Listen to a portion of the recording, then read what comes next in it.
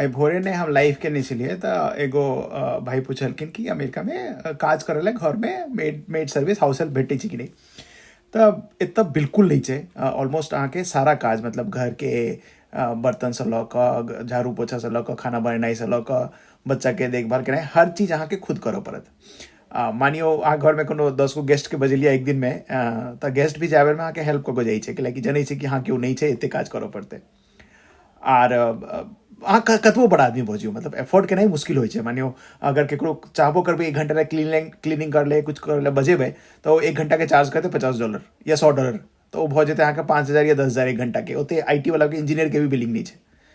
तब इम्पॉसिबल छै सारा काज अहाँ सीख का वगैरह आबि रहल छै अमेरिका से। ये तुम लोग क्यों कर रहे हो ऐसे साफा? ये तो खा रहा है।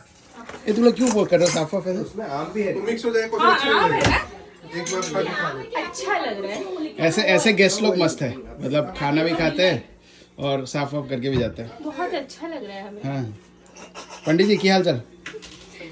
खाना बढ़िया चले?